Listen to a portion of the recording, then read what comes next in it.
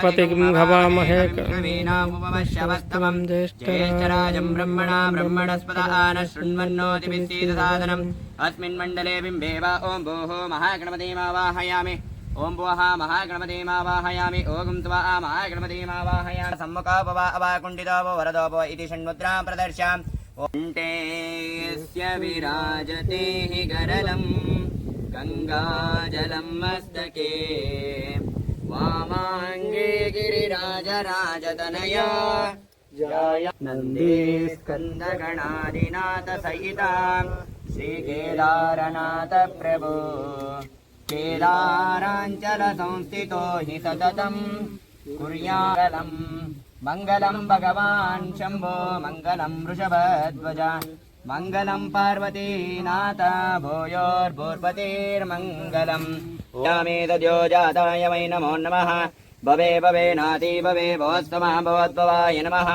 ज्येष्ठाय नमः श्रेष्ठाय नमो रुद्राय नमः कालाय नमः बलविकरणाय नमो बलविकरणाय नमो बलाय नमो बलप्रमथनाय नमः सर्वभूतदमनाय नमो मनोन्मनाय नमः ओम घोरेभ्यो तघोरेभ्यो घोरेभ्यः ओम तत्पुरुषाय विद्महे महादेवाय धीमहि तन्नो रुद्र प्रचोदयात् ओम ईशान सर्वविद्यानामीश्वर सर्वभूतानां ब्रह्माधिपते ब्रह्मणोऽधिपते ब्रह्मा शिवो मे अस्तु सदा ओभ्यो नमः शुद्धोदकेन स्नापयामि ओम अनादिशाश्वतं शान्तं चैतन्यं चित्स्वरूपकं चिदङ्गं वृषभाकारं चिद्भस्मलिङ्गधारिणं श्रीगुरुदेवताभ्यो नमः भस्म परिकल्पयामि दिव्य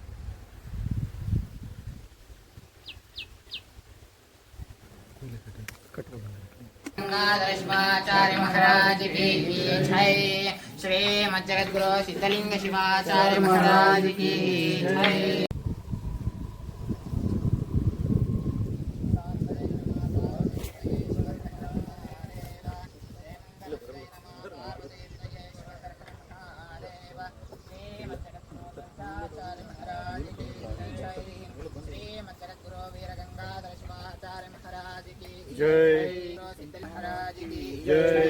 श्री मज्जगद्गुरु वागीश पंडिताराध्य शिवाचार्य महाराज की जय। श्री मज्जगद्गुरु विश्वेश्वर शिवाचार्य महाराज की जय। श्री मध्य सोमेश्वर शिवाचार्य महाराज की जय।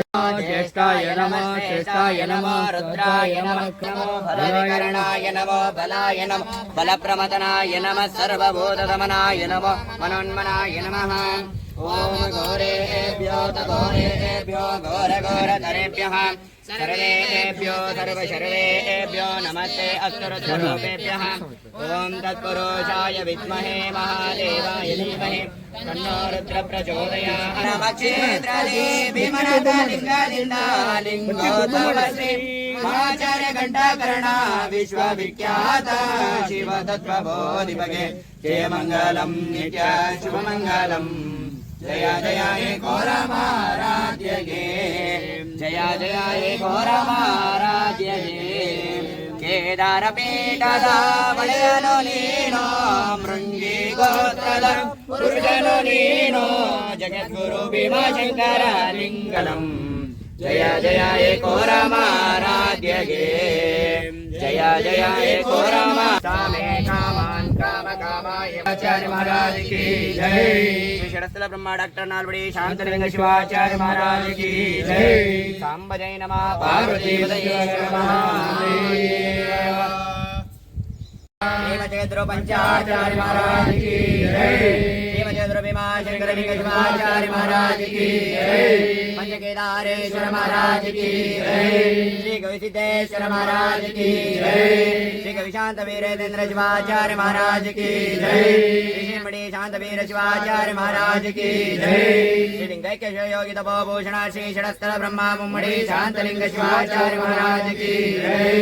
सांब जय नमः पार्वती पतये महादेव के मानवा धर्म के धर्मदिंदरे सांब जय नमः पार्वती पतये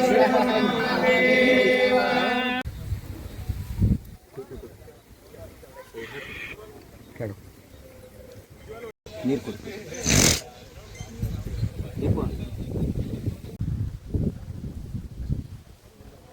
महाराज की जय।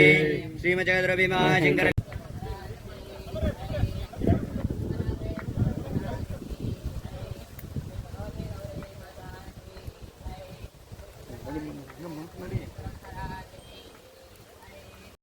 ಸಂಪೂರ್ಣ ಕರ್ಣ ಕುರ್ಯಾತ್ ಸದಾ ಮಂಗಲ. ಪ್ರಥಮದಲ್ಲಿ ಮೂಲ ಆಚಾರ್ಯ ಪರಂಪರೆಯನ್ನ ಎಂಬ ಮಂದಿರದಲ್ಲಿ ಸ್ಮರಿಸಿಕೊಂಡು ತಪೋಕ್ಷೇತ್ರ ಕಣ್ವಕೊಪ್ಪೆ ಗವಿಮಠದ ಗುರು ಪರಂಪರೆಗೆ ಅನಂತಾನಂತ ದಂಡವತ್ ಪ್ರಣಾಮಗಳನ್ನು ಸಮರ್ಪಣೆ ಮಾಡುತ್ತಾ ಪಂಚ ಕೇದಾರೇಶ್ವರರನ್ನು ಪ್ರಾರ್ಥನೆಗೈಯುತ್ತಾ ಇಂದು ವಿಜಯದಶಮಿಯ ಸುಸಂದರ್ಭದಲ್ಲಿ ಶಿವನಹಳ್ಳಿ ವೈರಾಗ್ಯಧಾಮದಲ್ಲಿ ಸಾಗಿಕೊಂಡು ಬಂದಿರುವಂತೆ ಯಾವ ಶಮಿ ಪೂಜಾ ಹಾಗೂ ಬನ್ನಿ ಮುಡಿಯುವ ಕಾರ್ಯಕ್ರಮ ಪೂರ್ಣಗೊಂಡು ಸಾಂಕೇತಿಕವಾದಂಥ ಸಭೆ ಬಹಳ ಸುಂದರವಾಗಿ ಸಾಗಿಕೊಂಡು ಬಂದಿದೆ. ಈ ಒಂದು ಸಮಾರಂಭದಲ್ಲಿ ಪಾಲ್ಗೊಂಡಿರುವಂತಹ ಸಮಸ್ತ ಭಕ್ತ ಬಂಧುಗಳೇ, ಅನೇಕ ಪ್ರಕಾರ ಸೇವೆಯನ್ನು ಸಲ್ಲಿಸಿದ ಸೇವಾರ್ಥಿಗಳೇ, ಮಾತೆಯರೇ ಮತ್ತು ಮಕ್ಕಳೇ, ನಾವು ಭಾರತೀಯರು ಭಾಗುವವರು, ಭಕ್ತಿಯಿಂದ ಶ್ರದ್ಧೆಯಿಂದ ನಿಷ್ಠೆಯಿಂದ ಭಾಗುವವರು. ಗುರುವಿನ ಚರಣಕ್ಕೆ ಭಾಗಿ ನಮಸ್ಕಾರವನ್ನು ಮಾಡ್ತಾ ಇದ್ದೇವೆ, ದೈವಕ್ಕೆ ಭಾಗಿ ನಮಸ್ಕಾರವನ್ನು ಮಾಡ್ತಾ ಇದ್ದೇವೆ, ಜನ್ಮ ಕೊಟ್ಟ ತಾಯಿ ತಂದೆಯರಿಗೆ ಭಾಗಿ ನಮಸ್ಕಾರವನ್ನು ಮಾಡ್ತಾ ಇದ್ದೇವೆ, ಹಿರಿಯರಿಗೆ, ಆಚಾರವಂತರಿಗೆ, ನಿಷ್ಠಾವಂತರಿಗೆ ಭಾಗಿ ನಮಸ್ಕಾರವನ್ನು ಮಾಡ್ತಾ ಇದ್ದೇವೆ. ಭಾರತ ದೇಶ ವಿಶಿಷ್ಟವಾದಂಥ ಸಂಸ್ಕೃತಿ ಪರಂಪರೆಯನ್ನು ಉಳ್ಳಂತ ದೇಶ. ಆ ಭಾಗವಹಿಕೆಯಲ್ಲೂ ಕೂಡ ಒಂದು ಅತ್ಯದ್ಭುತವಾದಂಥ ವಿಷಯ ಇದೆ ಅನ್ನುವಂಥದ್ದು. ಬಹುಶಃ ಪ್ರತಿಯೊಬ್ಬ ಮನುಷ್ಯ ಅವನ ಜೀವನ ಸಾರ್ಥಕ್ಯದ ಕಡೆಗೆ ತಗೊಂಡು ಹೋಗಬೇಕು ಅಂದಾಗ ಅವನಲ್ಲಿ ಭಾಗವಹಿಕೆ ಅನ್ನುವಂಥದ್ದು ಅತ್ಯವಶ್ಯಕ ಅಂತ. ಪ್ರಾಯಶಃ ದುರ್ಗೆ ನವ ಅವತಾರಗಳನ್ನ ಧರಿಸಿ ಅನೇಕ ದುಷ್ಟರನ್ನು ಸಂಹಾರ ಮಾಡಿದಂಥ ಉದ್ದೇಶ ಯಾವುದು ಅಂತ ಕೇಳಿದ್ರೆ, ಅವರಲ್ಲಿರುವಂಥ ಅಹಂಕಾರ, ಅಜ್ಞಾನ, ಅವಿವೇಕ, ಅದರಿಂದ ಅವರಲ್ಲಿ ಭಾಗವಹಿಕೆ ಇರದೇ ಕಾರಣಕ್ಕಾಗಿ ಅವರ ಸಂಹಾರ ಆಯಿತು ಅನ್ನುವಂಥದ್ದು. ಏನೆಲ್ಲ ವರವನ್ನು ಪಡೆಯುತ್ತಾರೆ, ರಕ್ತ ಬೀಜ, ಅವರ ಒಂದು ಹನಿ ರಕ್ತ ಭೂಮಿಗೆ ಬಿತ್ತು ಅಂತ ಕೇಳಿದ್ರೆ ಸಹಸ್ರಾರು ಸಂಖ್ಯೆಯಲ್ಲಿ ರಕ್ತ ಬೀಜ ಉತ್ಪತ್ತಿ ಆಗ್ತಾ ಇತ್ತು. ಚಂಡಮುಂಡ, ಆನಂತರ ಅನೇಕ ರಾಕ್ಷಸರು, ಪ್ರತಿಯೊಬ್ಬ ರಾಕ್ಷಸರು ಒಂದೊಂದು ಪ್ರಕಾರ ವರವನ್ನು ಪಡೆದು ಅಹಂಕಾರದಿಂದ ನಡ್ಕೋತಾ ಇದ್ರು. ಅವರಲ್ಲಿ ಭಾಗವಹಿಕೆ ಅನ್ನುವಂಥದ್ದು ಇಲ್ಲದೇ ಇರೋ ಕಾರಣಕ್ಕಾಗಿ ಅವರು ದೇವಿಯಿಂದ ಅಂತ್ಯಗೊಳ್ಳುವಂತ ಪ್ರಸಂಗ ಇತಿಹಾಸದಲ್ಲಿ ನಾವು ಕಾಣ್ತಾ ಇದ್ದೇವೆ. ಅದಕ್ಕಾಗಿ ಭಾಗವಹಿಕೆ ಅನ್ನುವಂಥದ್ದು ಬಹಳ ಶ್ರೇಷ್ಠವಾಗಿರ್ತಕ್ಕಂಥದ್ದು ಅನ್ನುವಂಥ ಮಾತನ್ನು ತಿಳಿಸಿ, ಪ್ರಾಯಶಃ ಮಹಾಭಾರತದ ಒಂದು ಸಣ್ಣ ಘಟನೆ ಬರ್ತದೆ. ಕುರುಕ್ಷೇತ್ರ ಯುದ್ಧ ಪ್ರಾರಂಭ ಆಗುವ ಸಮಯದಲ್ಲಿ ಎರಡು ಕಡೆ ಸೈನ್ಯ ನಿಂತಿದೆ. ಕೌರವರ ಕಡೆ 11 ಅಕ್ಷೋಹಿಣಿ ಸೈನ್ಯ ಇದೆ, ಪಂಚ ಪಾಂಡವರ ಕಡೆಗೆ 7 ಅಕ್ಷೋಹಿಣಿ ಸೈನ್ಯ. ಯುದ್ಧಕ್ಕೆ ತಯಾರಿ ಇನ್ನೇನು ಶುರು ಆಗಬೇಕು. ಆ ಸಮಯದಲ್ಲಿ ಧರ್ಮರಾಯ ತನ್ನ ರಥವನ್ನು ಮುಂದೆ ತಗೊಂಡು ಹೋಗ್ತಾ ಇದ್ದಾನೆ. ಇದನ್ನು ನೋಡಿರ್ತಕ್ಕಂಥ ಪಂಚ ಪಾಂಡವರು, ಆ ಪಾಂಡವರ ಸೈನ್ಯದಲ್ಲಿರುವಂತಹ ಪ್ರಮುಖರು ಎಲ್ಲರೂ ಆಶ್ಚರ್ಯಚಕಿತರಾಗ್ತಾ ಇದ್ದಾರೆ. ಯಾಕೆ ಈ ಸಮಯದಲ್ಲಿ ರಥವನ್ನು ತಗೊಂಡು ಧರ್ಮರಾಯ ಮುಂದೆ ಹೋಗ್ತಾ ಇದ್ದಾನೆ? ಎಲ್ಲರೂ ಆಶ್ಚರ್ಯದಿಂದ ನೋಡ್ತಾ ಇದ್ರು. ಮಧ್ಯಭಾಗದಲ್ಲಿ ಹೋಗಿ ರಥವನ್ನ ಇಳಿದು ಪಾದಯಾತ್ರೆಗೆ ನಡ್ಕೊಂಡು ಕೌರವ ಸೈನ್ಯದ ಕಡೆಗೆ ಹೋಗ್ತಾ ಇದ್ದ ಧರ್ಮರಾಯ. ಅದನ್ನು ನೋಡಿ ದುರ್ಯೋಧನ, ದುಶ್ಯಾಸನ, ಶಕುನಿ ಚರ್ಚೆ ಮಾಡ್ತಾ ಇದ್ರು. ನಮ್ಮ ಸಾಗರೋಪಾದಿಯಾಗಿರುವಂತ ಸೈನ್ಯವನ್ನು ನೋಡಿ ಇವರಿಗೆ ಭಯ ಬಂದಿದೆ, ಅದಕ್ಕಾಗಿ ಶರಣಾಗತನಾಗಲಿಕ್ಕೆ ಬರ್ತಾ ಇದ್ದಾನೆ ಅನ್ನುವಂಥ ಚರ್ಚೆ ಇವರು ಮಾಡ್ತಾ ಇದ್ರು. ಅವಾಗ ಭೀಷ್ಮಾಚಾರ್ಯರು ಹೇಳಿದ್ರು, ನೀವೆಲ್ಲ ದುಡುಕಿ ಮಾತನಾಡೋದು ಬೇಡ, ಸ್ವಲ್ಪ ಕಾದು ನೋಡ್ರಿ. ಆಮೇಲೆ ಹೋದ ಧರ್ಮರಾಯ ಹೋಗಿ ಪ್ರಥಮವಾಗಿ ಭೀಷ್ಮಾಚಾರ್ಯರಿಗೆ ದಂಡವತ್ ನಮಸ್ಕಾರ ಮಾಡಿಬಿಟ್ಟು ಅವರ ರಥದ ಎದುರಿಗೆ, ಸೇನಾಧಿಪತಿಗಳು ಭೀಷ್ಮಾಚಾರ್ಯರು, ಅವರ ರಥದ ಎದುರಿಗೆ ಅವರ ಮುಂದೆ ದಂಡವತ್ ನಮಸ್ಕಾರವನ್ನ ಮಾಡಿದ. ಅವಾಗ ಅವರೊಂದು ವಿಜಯೀ ಭವ ಅಂತ ಆಶೀರ್ವಾದ ಕೊಟ್ಬಿಟ್ರು. ತತ್ಕ್ಷಣಕ್ಕೆ ಏನು ಮಾಡಿದ, ದ್ರೋಣಾಚಾರ್ಯರ ಹತ್ರ ಬಂದ. ದ್ರೋಣಾಚಾರ್ಯರಿಗೂ ಕೂಡ ದಂಡವತ್ ನಮಸ್ಕಾರ ಮಾಡಿದ. ಅವರು ಕೂಡ ಯಶಸ್ವಿ ಭವ ಅಂತ ಆಶೀರ್ವಾದ ಕೊಟ್ಟರು. ಆನಂತರ ಕೃಪಾಚಾರ್ಯರ ಹತ್ರ ಹೋದ, ಅಲ್ಲೂ ಕೂಡ ಸಾಷ್ಟಾಂಗ ನಮಸ್ಕಾರವನ್ನು ಮಾಡಿದ. ಅವರು ಕೂಡ ವಿಜಯೀ ಭವ ಅಂತ ಆಶೀರ್ವಾದ ಕೊಟ್ಟರು. ಇದೆಲ್ಲವನ್ನು ನೋಡಿ ದುರ್ಯೋಧನ, ದುಶ್ಯಾಸನ ಇಬ್ಬರಿಗೂ ಕೂಡ ಕ್ರೋಧ ಬರ್ತದೆ. ನೀವು ಕೌರವ ಸೈನ್ಯದ ಸೇನಾಧಿಪತಿ ಭೀಷ್ಮಾಚಾರ್ಯರು, ನೀವು ಪಿತಾಮಹ, ನೀವು ಅವರಿಗೆ ವಿಜಯ ಭವ ಅಂತ ಆಶೀರ್ವಾದ ಕೊಟ್ಟಿಲ್ಲ ಅಂತ ಜಗಳ ಹೇಳಿದ್ರು ಮೂವರ ಜೊತೆಗೆ ಇವರು. ಅವಾಗಂದ್ರು ಈ ಕೆಲಸ ನೀವು ಮಾಡಿದ್ದೆ ಅಂದ್ರೆ ಧರ್ಮರಾಯ ಮಾಡೋ ಕೆಲಸ ನೀನೇ ಮಾಡಿದ್ದೆ ಅಂತ ಕೇಳಿದ್ರೆ ಈ ಯುದ್ಧ ಮುಂದುವರಿತಾನೆ ಇರಲಿಲ್ಲ. ಧರ್ಮರಾಯ ಎಲ್ಲ ರಾಜ್ಯ ನಿನಗೆ ಬಿಟ್ಟು ಯಾರು ಬಾಗುವುದನ್ನು ಕಲಿತಾರೆ, ಯಾರು ಶರಣಾಗತ ಭಾವನೆಯನ್ನು ಇಟ್ಕೋತಾರೆ ಅವರಿಗೆ ವಿಷಯ ಕಟ್ಟಿಟ್ಟ ಬುದ್ಧಿ. ಇವರಿಗೆ ಧರ್ಮರಾಯ ಆಶೀರ್ವಾದ ಪಡ್ಕೊಂಡ ಜಯಂತವ್ರ ಜೊತೆಗೆ ಇದ್ದೇ ಇರ್ತದೆ ಅಂತಕ್ಕಂಥ ಮಾತನ್ನ ಭೀಷ್ಮಾಚಾರ್ಯರು, ದ್ರೋಣಾಚಾರ್ಯರು, ಕೃಪಾಚಾರ್ಯರು ಅವತ್ತು ಹೇಳಿದಂತ ಇತಿಹಾಸ ನಮ್ಮ ಕಣ್ಣು ಮುಂದೆ ಇದೆ ಎನ್ನುವಂಥದ್ದು. ಹಾಗಾಗಿ ಭಾಗವತಿಕೆಯಲ್ಲಿ ಒಂದು ವಿಶಿಷ್ಟ ಶಕ್ತಿ ಇರುತ್ತೆ. ಎಲ್ಲ ದೈತ್ಯರು ಭಗವಂತರನ್ನೇ ಕುರಿತು ತಪಸ್ಸನ್ನು ಮಾಡ್ತಿದ್ರು. ಕಠೋರ ತಪಸ್ಸನ್ನು ಮಾಡಿ ಭಗವಂತರಿಂದ ಅನೇಕ ಪ್ರಕಾರ ವರವನ್ನು ಪಡೆಯುತ್ತಿದ್ರು. ಆ ವರದ ದುರುಪಯೋಗವನ್ನು ಮಾಡ್ಕೊತಾರೆ. ಸದುಪಯೋಗ ಮಾಡಿಕೊಂಡಿದ್ರು ಅವರು ದೇವತೆಗಳಿಗೆ ಸಮಾನವಾಗಿರ್ತಿದ್ರು. ಅದರ ದುರುಪಯೋಗ ಮಾಡಿಕೊಂಡು ಪರಿಣಾಮವಾಗಿ ಅವರು ಹತರಾಗಬೇಕಾದ, ಅವರು ವಿಚಿತ್ರವಾಗಿ ಸತ್ತು ಹೋಗಬೇಕಾದ. ಅದಕ್ಕೆ ನಾವು ಪ್ರತಿಯೊಬ್ಬರು ನೆನಪಿಟ್ಕೋಬೇಕಾದಂತ ವಿಷಯ ಯಾವುದು ಅಂತ ಕೇಳಿದ್ರೆ ವಿಷಯವನ್ನು ಸಾಧಿಸಬೇಕು. ಯಾವುದರಲ್ಲಿ ವಿಷಯ ಸಾಧಿಸಬೇಕು? ನಮ್ಮ ದಶ ಇಂದ್ರಿಯಗಳಿದ್ದಾವೆ. ಪಂಚ ಕರ್ಮೇಂದ್ರಿಯಗಳು, ಪಂಚ ಜ್ಞಾನೇಂದ್ರಿಯಗಳು ಒಂದೊಂದು ಅಂಗ ಒಂದೊಂದನ್ನು ಬಯಸುತ್ತೆ. ಅದನ್ನ ಕಂಟ್ರೋಲ್ ಅಂದ್ರೆ ಹತೋಟಿಯಲ್ಲಿ ಇಟ್ಕೋಬೇಕು. ಅದಕ್ಕೆ ಏನು ಮಾಡಬೇಕು? ಸಾಧನೆ. ಇದೆಲ್ಲದಕ್ಕೂ ಶಿಖಾಮಣಿ ಯಾವುದು? ಮನಸ್ಸು. ಆ ಮನಸ್ಸನ್ನು ಕೇಂದ್ರೀಕೃತಗೊಳಿಸಬೇಕು. ಮನಸ್ಸನ್ನು ಸದೃಢವಾಗಿ ಇಟ್ಕೋಬೇಕು. ಮನಸ್ಸನ್ನು ನಮ್ಮ ಹಿಡಿತದಲ್ಲಿ ಇಟ್ಕೋಬೇಕು ಅಂತ ಕೇಳಿದ್ರೆ ಸಾಧನೆ, ಜಪ, ತಪ, ಶಕ್ತಿಯಿಂದ ಇದು ಸಾಧನೆಯನ್ನು ಮಾಡಲಿಕ್ಕೆ ಸಾಧ್ಯವಾಗುತ್ತೆ ಅನ್ನುವಂಥದ್ದು. ಅದಕ್ಕಾಗಿ ದೇವಿ ಬಹಿರಂಗವಾಗಿರತಕ್ಕಂಥ ದುಷ್ಟರನ್ನು ಸಂಹಾರ ಮಾಡಿದ್ದಾಳೆ. ಪ್ರತಿಯೊಬ್ಬ ಮನುಷ್ಯರು ಕೂಡ ತಮ್ಮ ಅಂತರಂಗದಲ್ಲಿರುವಂತ ಅಹಂಕಾರವನ್ನ, ಅವಿವೇಕವನ್ನ, ಅಜ್ಞಾನವನ್ನ, ದುರ್ವಿಚಾರವನ್ನ, ದುರ್ನಡತೆಯನ್ನು ಸಂಹಾರ ಮಾಡಿದ ಅಂತ ಕೇಳಿದ್ರೆ ಅವನೇ ಮಹತ್ವನಾಗ್ತಾ ಇದ್ದಾನೆ, ಮಹಾದೇವನಾಗ್ತಾ ಇದ್ದಾನೆ. ಅದಕ್ಕೆ ಹೇಳ್ತಾರೆ ಮದ್ಭಕ್ತ ಮಮಾಲತಿ ಶ್ರೇಷ್ಠ. ಭಕ್ತರು ಭಗವಂತನ ಅನುಗ್ರಹವನ್ನು ಪಡೆದು ಭಗವಂತನ ಆಡಳಿತೆಯಂತೆ ಅವರು ನಡ್ಕೊಂಡ್ರು ಅಂತ ಕೇಳಿದ್ರೆ ಅವರೇ ಭಗವಂತನ ಸ್ವರೂಪಿಗಳಾಗ್ತಾರೆ ಅಂತಕ್ಕಂಥ ಇತಿಹಾಸ ಹಿಂದಿನಿಂದ ನಾವು ಕಂಡುಕೊಂಡು ಬಂದಿದ್ದೇವೆ.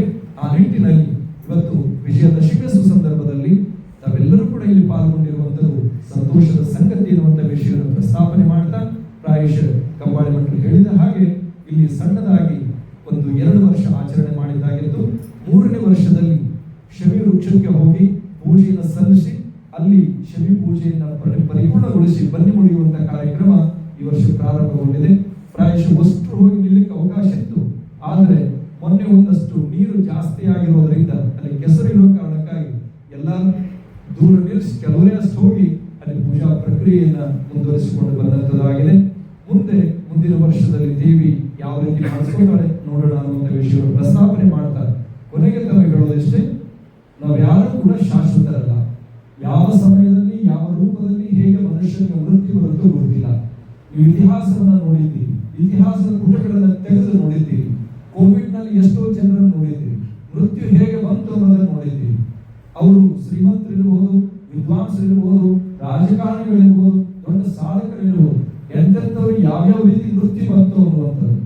ಆ ಮೃತ್ಯು ಆದ ನಂತರದಲ್ಲಿ ಆ ಪರಿವಾರದ ಸದಸ್ಯರೇ ಅವರಿಗೆ ಅಂತ್ಯಕ್ರಿಯೆಯಲ್ಲಿ ಭಾಗವಹಿಸಲಿಕ್ಕೆ ಆಗಲಿಲ್ಲ. ಅಂತಿಮ ದಿನದಲ್ಲಿ, ಅಂತಿಮ ಕ್ಷಣದಲ್ಲಿ ಅವ್ರ ಮುಖವನ್ನು ನೋಡ್ಲಿಕ್ಕೆ ಆಗಲಿಲ್ಲ.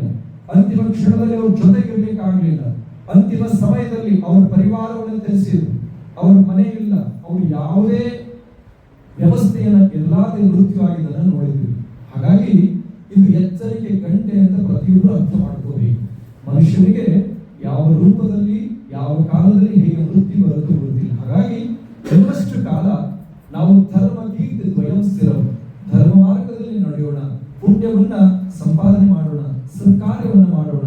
ಎಲ್ಲಿ ಧರ್ಮ, ಎಲ್ಲಿ ಪರಂಪರೆ, ಎಲ್ಲಿ ತತ್ವ, ಎಲ್ಲಿ ಸಿದ್ಧಾಂತಕ್ಕೆ ಮಹತ್ವ ಇದೆ ಅಲ್ಲಿ ನಾವು ಸೇವೆಯನ್ನು ಸಲ್ಲಿಸಿ ನಮ್ಮ ಬದುಕನ್ನ ಪಾವನಗೊಳಿಸಿಕೊಳ್ಳುವಂತವರು ಆಗೋಣ ಅನ್ನುವಂಥ ಮಾತನ್ನ ಈ ಸಂದರ್ಭದಲ್ಲಿ ತಮ್ಮ ಕೂಡಿಗೆ ಹಾಕಿ ಪ್ರತಿಯೊಬ್ಬರು ಕೂಡ ತಮ್ಮ ಪರಂಪರೆ ಏನಿದೆ, ತಮ್ಮ ಪರಿವಾರದ ಪರಂಪರೆ ಏನಿದೆ ಅದನ್ನ ಪರಿಪಾಲನೆ ಮಾಡಿಕೊಂಡು ಹೋಗುವಂತವರಾಗಲಿ ಅನ್ನುವಂಥ ಸಲಹೆಯನ್ನು ಮತ್ತೊಂದು ಸಾರಿ ಕೊಟ್ಟು ಇಲ್ಲಿ ಪಾಲ್ಗೊಂಡಿರುವಂತಹ ಎಲ್ಲರಿಗೂ ಕೂಡ ಮೂಲ ಪರಮಾಚಾರ್ಯರು, ಪಂಚಕೇದಾರೇಶ್ವರರು, ತಪೋಕ್ಷೇತ್ರ ಕಡಮಕುಟೆ ಗವಿಮಠದ ಲಿಂಗೈಕ್ಯ ಎಲ್ಲ ಪೂಜೆ ಗುರುಗಳು, ಕ್ಷೇತ್ರದ ಕರ್ತೃನಾಥ, ನವದುರ್ಗಿಯರು, ಚಂಡಿಕಾ ಮಾತೆ ಸದಾ ನಿಮ್ಮೆಲ್ಲರಿಗೂ ಕೂಡ ಮನೋವಾಂಛಿತ ಫಲಗಳನ್ನು ಅನುಗ್ರಹ ಗ್ರಹಿಸಲಿ, ಇಷ್ಟಾರ್ಥವನ್ನು ಅನುಗ್ರಹಿಸಲಿ ಅನ್ನುವಂಥ ಸತ್ಸಂಕಲ್ಪವನ್ನು ಮಾಡಿಕೊಂಡು ಈ ಸಂದೇಶಕ್ಕೆ ವಿರಾಮ ಕೊಡ್ತಾ ಇದ್ದೇವೆ.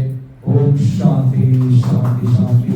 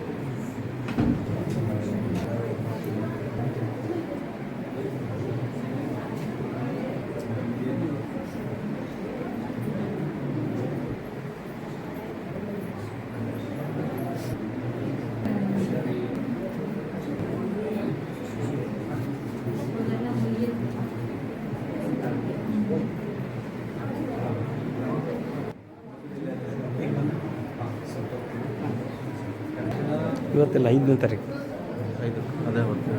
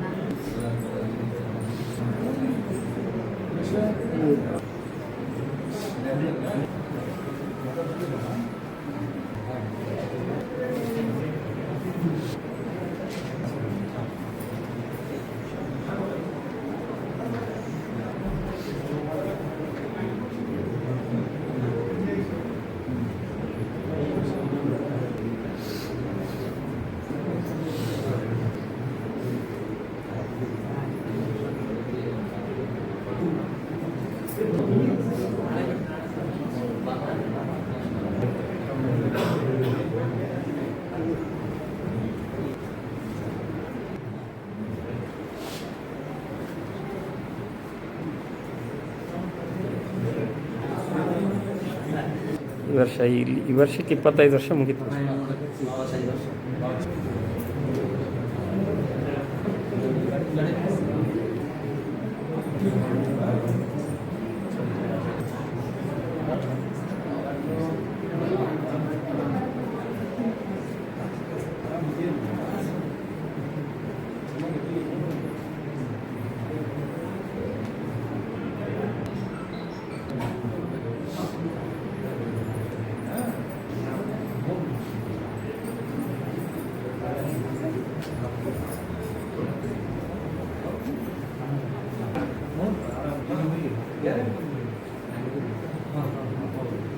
ಸೈಡ್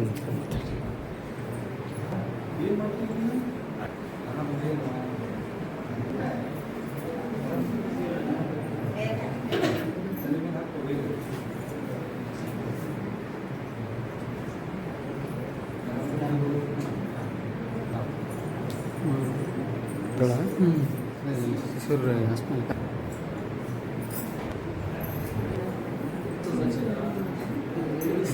ಅಷ್ಟು ಹೇಳ್ಬೋದು.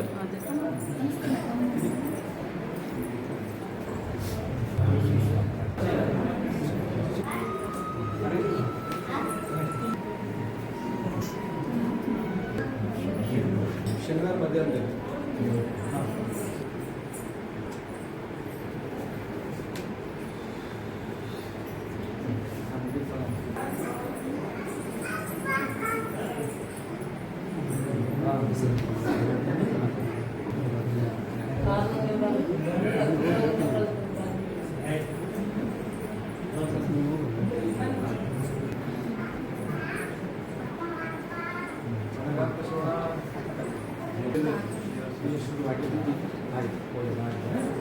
ನಮಸ್ಕಾರ ಮಾಡಿ ಭಾರತ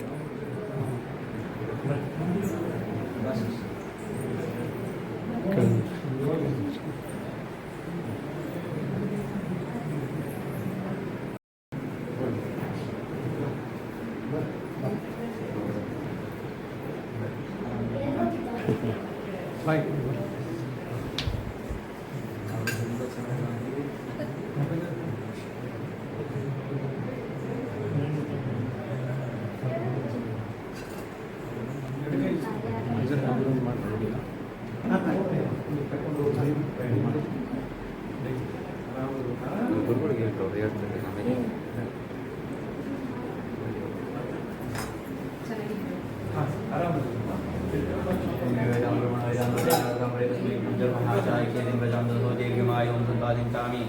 ಯಜುಷಾ ಪ್ರಜಾಮಾಯುರ್ಧನಂಚ ದೀರ್ಘಮಾಯು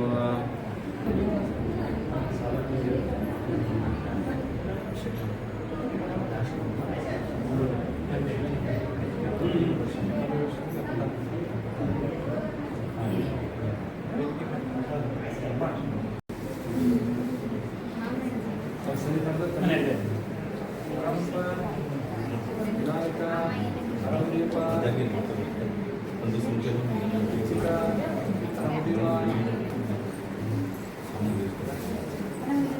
ಆರಾಮ